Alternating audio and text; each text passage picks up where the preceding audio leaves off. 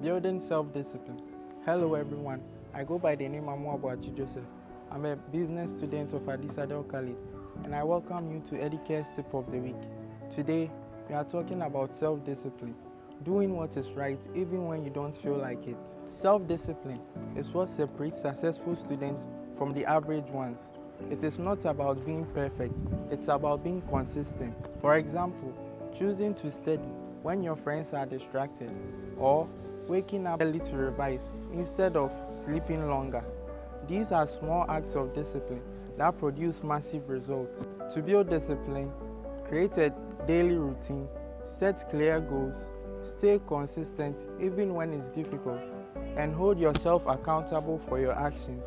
At Educere Development Agency, our mission is to develop focused, disciplined, and responsible students.